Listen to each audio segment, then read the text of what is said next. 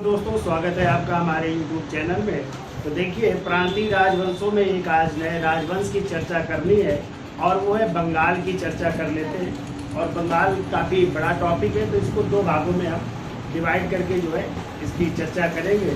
तो देखिए, बंगाल आपको पता है उस समय जो है सर्वाधिक समृद्धशाली जो है ये प्रांत हुआ करता था, और इसी कारण इस बंगाल को भारत का स्वर्ग कहा जाता था। क्या कहते थे? हाँ, तो पहला पॉइंट तो आप लोग याद रखिएगा, देखो 18वीं शताब्दी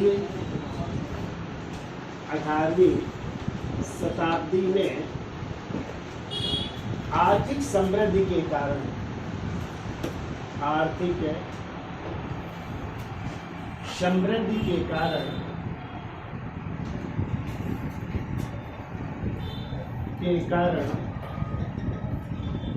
बंगाल को भारत का स्वर्ग कहा जाता है। बंगाल को भारत का स्वर्ग कहा जाता है। तो ये आ जाए क्वेश्चन कि भारत का स्वर्ग किस प्रांत को कहा जाता था, तो आप क्या बताएंगे? बंगाल को। ठीक है, कब? 18वीं शताब्दी में। ठीक है, अब देखिए, बंगाल की यदि चर्चा हम करें तो आपको पता है कि जब औरंगजेब मुगल बादशाह थे, और आपको पता है औरंगजेब का टाइम है जो है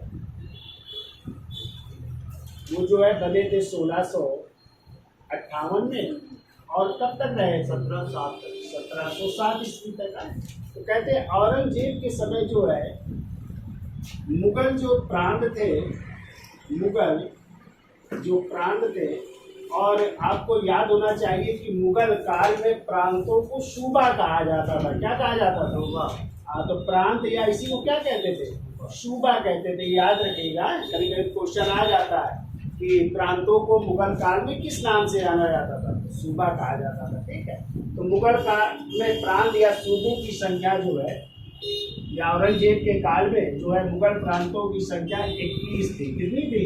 21 सूबे हुए करते थे। ठीक है, और 21 में याद रखिएगा 15 जो है ये उत्तर भारत में हुआ करते थे, और 6 जो है दक्षिण भारत में। चूंकि 6 प्रांतों को जीत लिया था औरंगजेब ने, तो इस तरह उत्तर में 15 थे और दक्षिण में 6 सूबे हुआ करते थे औरंगजेब के शासनकाल में। ठीक है, अब देखिए इन प्रांत या सूबों, और उसमें जो है बंगाल सूबे की हम चर्चा कर रहे हैं। तो पता है जो बंगाल का शासन था वो 2 व्यक्तियों द्वारा संचालित होता था। ठीक है, या जितने भी सूबे होते थे मुगल काल में 2 व्यक्तियों द्वारा संचालित होते थे। एक होता था दीवान। कौन होता था? दीवान के द्वारा, और दूसरा होता था सूबेदार। तो ये 2 व्यक्ति होते थे जिनके द्वारा किसी सूबे को संचालित किया जाता था। दीवान का कार्य था राजस्व वसूलना है, यानी ये राजस्व अधिकारी होते थे। राजस्व वसूलना या भू राजस्व वसूलना इनका मेन कार्य हुआ करता था। यानी जो प्रांत हुआ करते थे या सूबे थे, वहां से जो भू राजस्व इकट्ठा किया जाता था वो किसके माध्यम से? दीवान के माध्यम से। ठीक है, और सूबेदार होते थे जो है ये प्रशासनिक अधिकारी होते थे। प्रशासनिक अधिकारी होते थे, यानी कह सकते हैं कि उस सूबे में जो है शांति बनाए रखना, शांति व्यवस्था बनाए रखने की जिम्मेदारी या प्रशासनिक जिम्मेदारी वो किसके हाथों में हुआ करती थी? सूबेदार के हाथों में हुआ। ठीक है, तो देखिए, अब इस समय जब औरंगजेब मुगल बादशाह है, तो औरंगजेब ने जो है अपना दीवान बनाया था। तो ध्यान रखिएगा, 1700 ईस्वी में औरंगजेब ने दीवान के पद पर नियुक्त किया मुर्शीद कुली खान। किसे? मुर्शीद कुली खान, जिसकी अभी हम चर्चा करेंगे, और यही होगा स्वतंत्र बंगाल का संस्थापक। ठीक है, और जबकि उसने जो है प्रशासनिक या सूबेदार का पद दिया था अपने पौत्र, जिसका नाम था अजीमुस्सान। किसे दिया था? अजीमुस्सान। ये पौत्र था, यानी बहादुर शाह प्रथम का बेटा था। किसका बेटा था? बहादुर शाह प्रथम का बेटा था अजीमुशान, और औरंगजेब का क्या था, पौत्र, यानी बेटे का बेटा था। तो सूबेदार के पद पर कौन है इस समय, अजीमुशान, और जबकि दीवान के पद पर किसे नियुक्त किया गया, मुर्शीद कुली खान। ठीक है, अब यही मुर्शीद कुली खान, इसकी हम चर्चा करेंगे कि इनके बचपन का क्या नाम था। जैसे इनके बचपन का मूल नाम था मोहम्मद हादी खान। क्या नाम था, मोहम्मद हादी खान। जबकि एक इतिहासकार है, उन्होंने जो है सर जगन्नाथ सरकार का नाम सुना है, उन्होंने कहा इनका नाम था पंडित सूर्य नारायण मिश्रा। शायद आप लोगों ने कभी नहीं पढ़ा होगा कि मुर्शीद कुली खान का नाम जो है क्या था, पंडित सूर्य नारायण मिश्रा भी था। और ये नाम किसने दिया है, ये कहा है सर यदुनाथ सरकार, एक इतिहासकार है, उन्होंने कहा इनका नाम क्या था, पंडित सूर्य नारायण मिश्रा। और ये जो है 1700 में औरंगजेब ने इनको कहाँ का दीवान बनाया, बंगाल का। ठीक है, और फिर 1703 ईस्वी में औरंगजेब ने इनको उपाधि दी थी मुर्शीद कुली खान।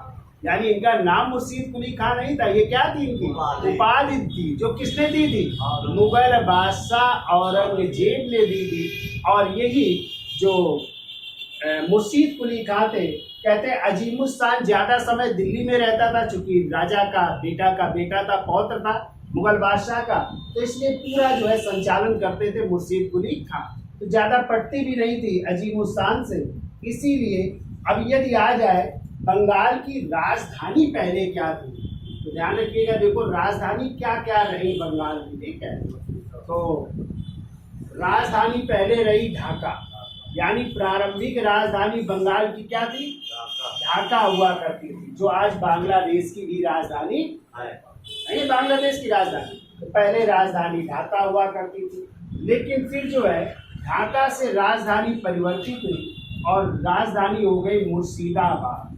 क्या हो गई, मुर्शिदाबाद, या इसी का दूसरा नाम है मकसूदाबाद। क्या नाम है, मकसूदाबाद। ठीक है, और ये राजधानी बनाई किसने, मुर्शीद कुली खान द्वारा। किसके द्वारा, मुर्शीद कुली खान द्वारा जो है राजधानी बनाई जाएगी मकसूदाबाद या मुर्शिदाबाद को। ठीक है, फिर आगे चल करके देखो राजधानी फिर परिवर्तित होगी बंगाल की, और वो हो जाएगी कलकत्ता। क्या हो जाएगी, कलकत्ता। किस काल में, ब्रिटिश काल में। तो कह सकते हैं 1773 ईस्वी से आपकी राजधानी क्या हो जाएगी, कलकत्ता। तो इस तरह बंगाल की राजधानियां देखो 3 हुई। पहली क्या थी, ढाका, फिर क्या हुई, मुर्शिदाबाद, और मुर्शिदाबाद किसने बनाया, मुर्शीद कुली खान ने। और फिर 1773 में क्या हो जाएगी राजधानी, मुर्शिदाबाद से हो जाएगी कलकत्ता। ठीक है, और बीच में और भी राजधानी बदलेंगी जब हम आपको चर्चा करेंगे, जब आपको मीर कासिम पढ़ाएंगे। मीर जाफर के बाद उसका उत्तराधिकारी बना था मीर कासिम, और मीर कासिम भी अपनी राजधानी बीच में क्या बदलेगा। तो एक और लिख लो यहाँ पे, तो मुर्शिदाबाद से वो मुंगेर को बनाएंगे। किसको बनाएंगे, कुछ समय के लिए मुर्शिदाबाद से राजधानी क्या हो जाएगी, मुंगेर भी हो जाएगी। ठीक है, लेकिन आपको ये 3 मेल याद रखना है, ढाका, फिर मुर्शिदाबाद और कलकत्ता। ठीक है, अब हम चर्चा कर लेते हैं पहले अधिकारी की, यानी मुर्शीद कुली खान।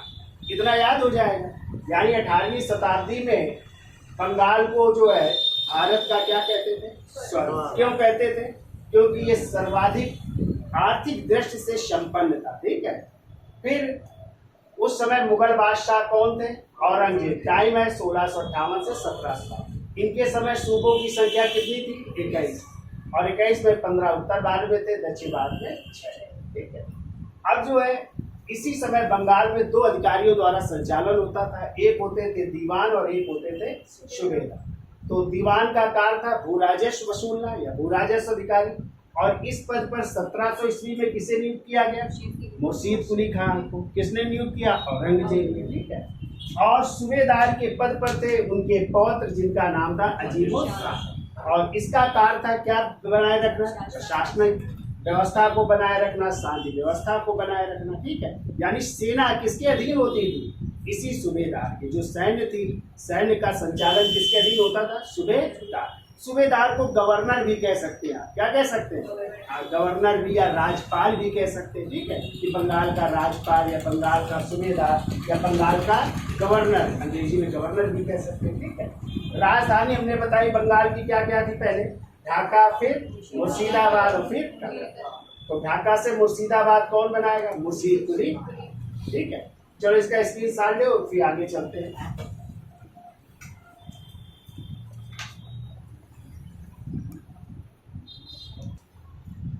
तो देखिए मुर्शीद कुली खां, टाइम है 1700 से 1727, एक तो याद रखिएगा क्योंकि 1700 में ये दीवान बने थे, और दूसरा एक और टाइम लिख लो 1717 से 1727, क्योंकि 1717 में मुगल बादशाह फर्रुखसियर का नाम सुना है। तो फर्रुखसियर इनको जो है क्या बनाएगा? बंगाल का सूबेदार भी नियुक्त करेगा। तो इसलिए बंगाल के सूबेदार भी बन जाएंगे ये। ठीक है, तो इसलिए 1717 से 1727 ये भी डेट भी लिख लीजिएगा। अब देखिए मुर्शीद कुली खां का जन्म कब हुआ था? तो इनका जन्म हुआ था 1660 ईस्वी में हुआ था। और आज का जो उड़ीसा है, ठीक है, उड़ीसा जिसे हम लोग कहते थे दक्कन का पठार है, तो दक्कन का पठार या कह सकते हैं उड़ीसा में हुआ था।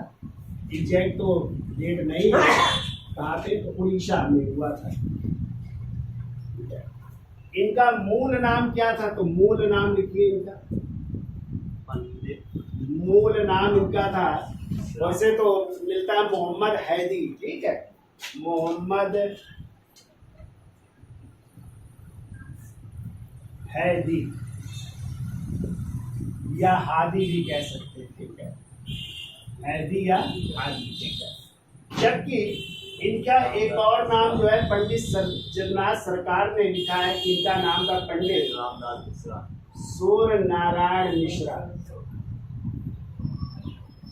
सूर्य नारायण मिश्रा नाम का। यानी पहले ये क्या थे? ब्राह्मण थे। और ये बात की है किसने? इतिहासकार सर जदुनाथ सरकार ने कहा। ठीक है, ज़्यादा इतिहासकार तो नहीं लिखते, लेकिन ये लिखते हैं कि नहीं, इनका जो नाम था वो था पंडित सूर्यनारायण मिश्रा था। और ये कहा किसने? सर जगन्नाथ सरकार ने कहा। ठीक है, तो कह सकते हैं ये मूल रूप से दक्षिण भारतीय ब्राह्मण थे। क्या थे?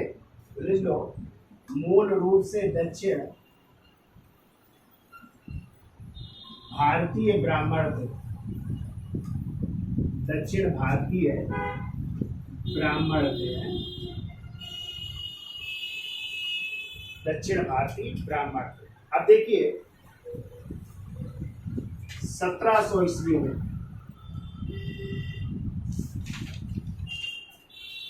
इन्हें जो है बंगाल का क्या बनाया गया? दीवान नियुक्त किया, बंगाल का दीवान नियुक्त किया। किसके द्वारा? लिख लो, औरंगजेब द्वारा।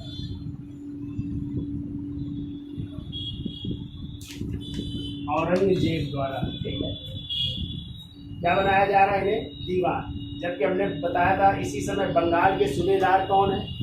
अजीमुद्दीन है। ठीक है, ये देखिए 1703 ईस्वी में इन्हें उपाधि दी गई। उपाधि कौन सी? मुर्शीद कुली खां, मुर्शीद कुली खान। और ये उपाधि कौन दे रहा है? औरंगजेब द्वारा। औरंगजेब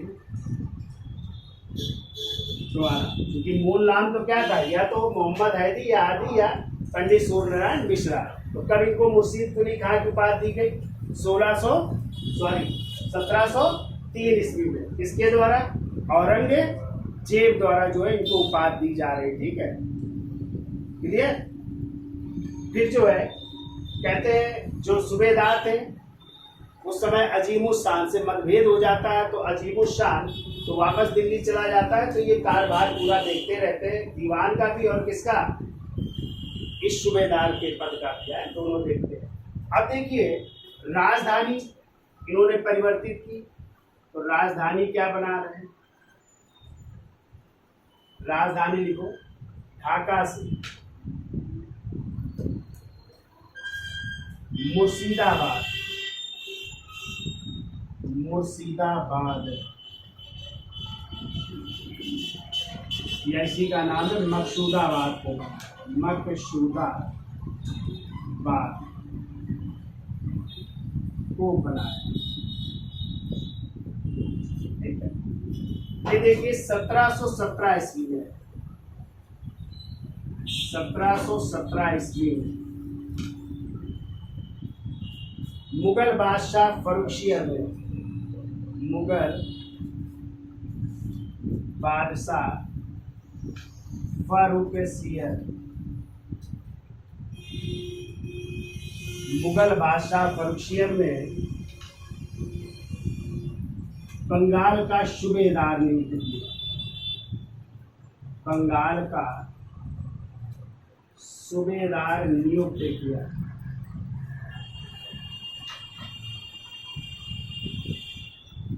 बंगाल का सूबेदार नियुक्त किया जा रहा है कब, 1717 ईस्वी में। किसको, इन्हीं मुर्शीद कुली खां।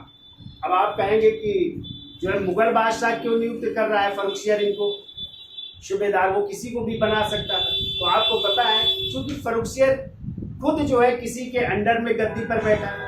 किसके अंडर में गद्दी पर बैठा था, तो हमने पीछे पढ़ाया है सैयद बंधुओं की मदद से। और सैयद बंधु किस गुट के नेता थे, हिंदुस्तानी गुट के नेता थे, नहीं थे हिंदुस्तानी गुट के। अब्दुल्ला खां और हुसैन अली खां दो भाई थे ना, और उन्हीं की मदद से ये गद्दी पर बैठा था। तो खुद इसको अपनी गद्दी दूसरों के भरोसे थी, तो वो यहाँ बंगाल में क्या करता, कहता है जो हो ठीक है अपना संभालिए, हमसे मतलब है नहीं है। तो इसलिए इसको जो है सूबेदार भी नियुक्त कर दे रहा है। ठीक है, और उसी समय आपको पता है कि हमने आपको पढ़ाया है कि अंग्रेजों को भी सुनहरा फरमान प्राप्त होता है। कैसे प्राप्त होता है, तो हमने वहां पे पढ़ाया था जब फर्रुखशियर पढ़ा रहे थे कि 1717 ईस्वी में एक ब्रिटिश शिष्टमंडल आया था, सर जॉन सरमैन के नेतृत्व में आया था, और उसमें एक चिकित्सक भी थे, जॉन हैमिल्टन थे चिकित्सक, और उसमें एक दुभाषिया भी था, ख्वाजा सेहुर्द थे।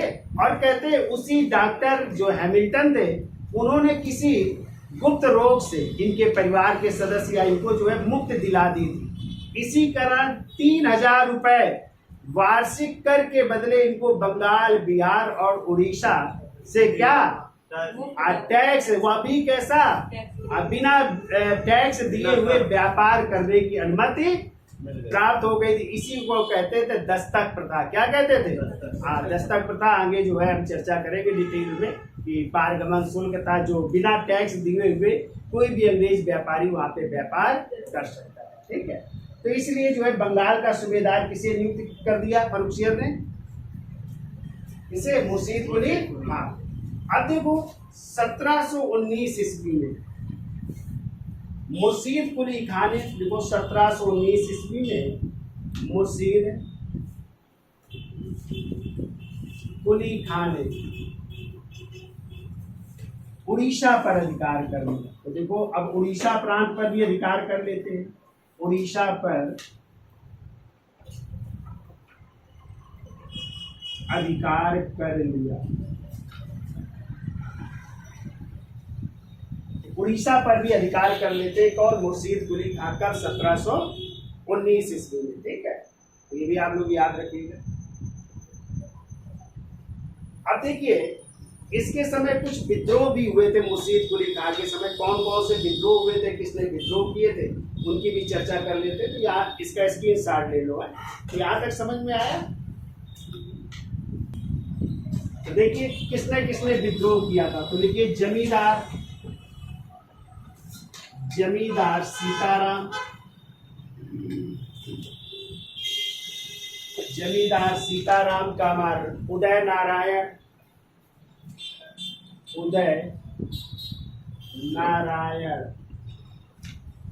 एवं गुलाम मोहम्मद ने विद्रोह किया, एवं गुलाम मोहम्मद ने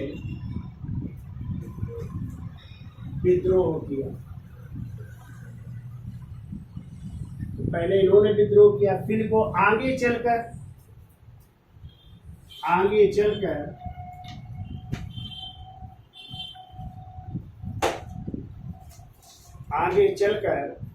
देखो सुजात खां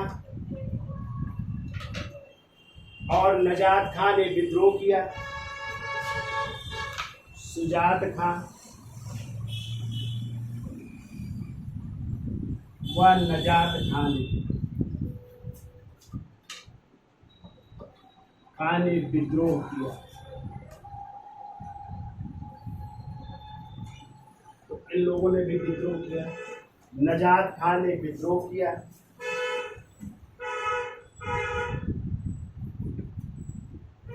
फिर वो मुर्शीद कुली खां ने इनकी जिम्मेदारी, मुर्शीद कुली खां ने अपने कृपा पात्र निभवाए। देखो मुर्शीद कुली खां ने अपने कृपा पात्र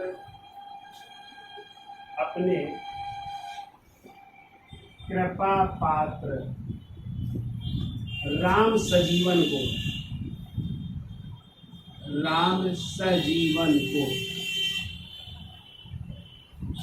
सभी जिम्मेदारी प्रदान की।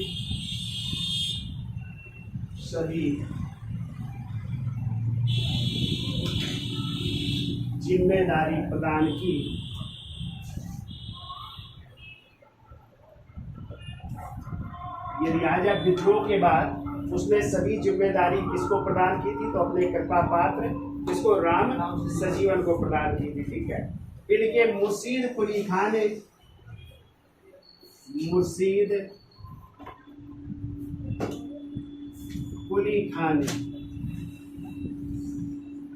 इजारेदारी व्यवस्था, इसी को कहते ठेकेदारी प्रथा। यानी जो लगान वसूलेगा व्यक्ति, उसको क्या दे दिया जाता था? ठेका। ठीक है, इतना पैसा आप हमें दीजिए, इससे ऊपर जो आप लगान वसूल सकते हैं वो आपका, हमें इतना चाहिए। ठीक है। तो देखो ठेकेदारी प्रथा की शुरुआत की। ये भी पूछा गया था कि किसने बंगाल में जो है सर्वप्रथम इजारेदारी व्यवस्था या ठेकेदारी प्रथा की शुरुआत की थी। ठीक है, तो वो हो जाएगा मुर्शीद कुली का। फिर देखो 1721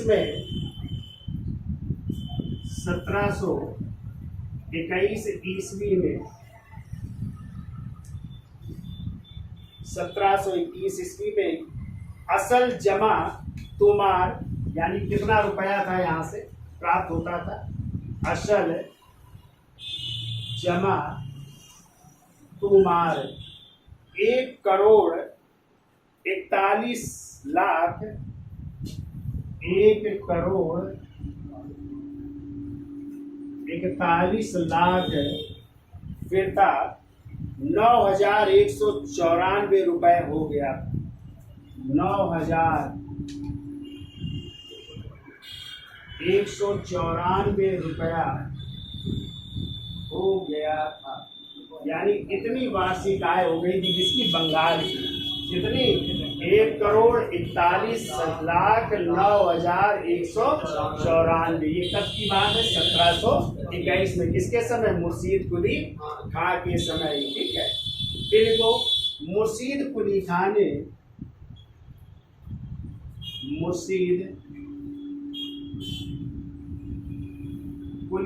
ने नाजिम और दीवान के पदों को मिलाकर, नाजिम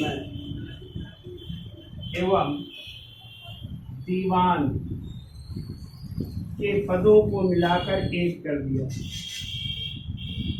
पदों को मिलाकर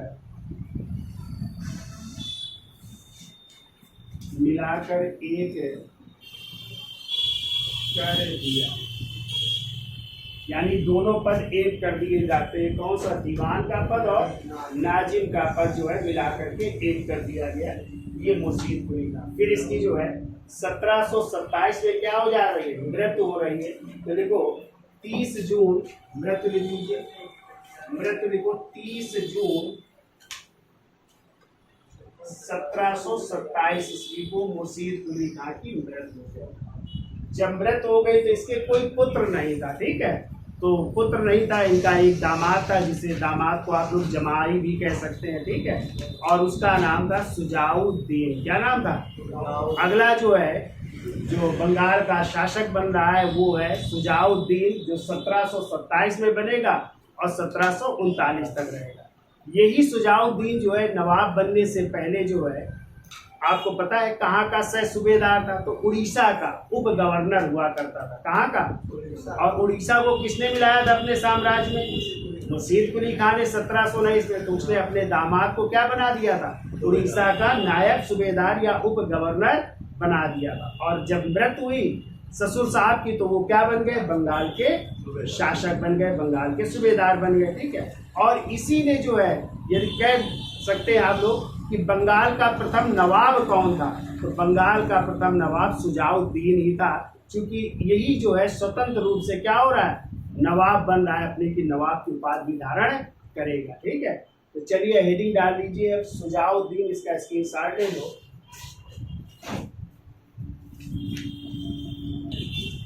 तो देखिए बंगाल का अगला जो नवाब बन रहा है वो है सुजाउद्दीन। टाइम है 1727 से 1739।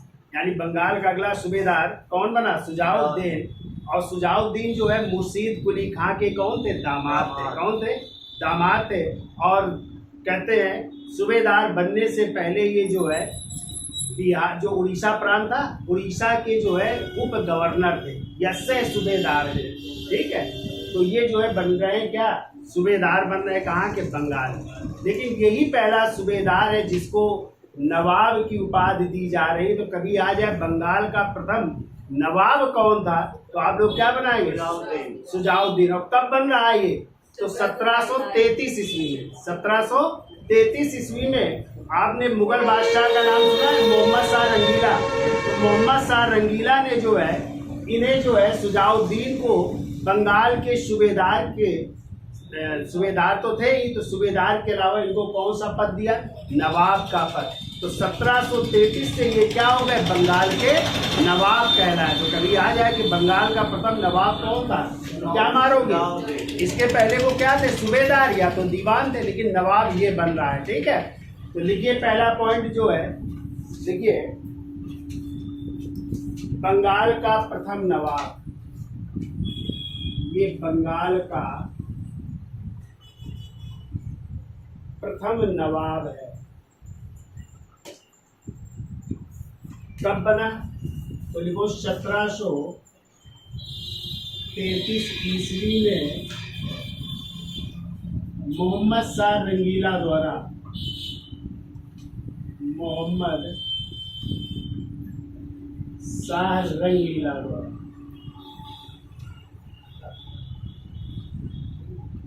द्वारा घोषित है।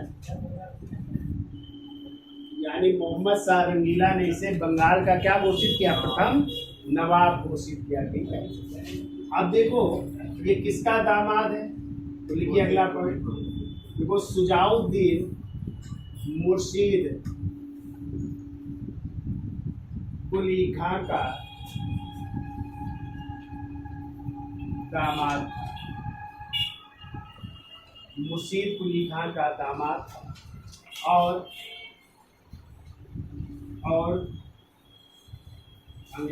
और बंगाल का सूबेदार बनने से पहले, बंगाल का सूबेदार बनने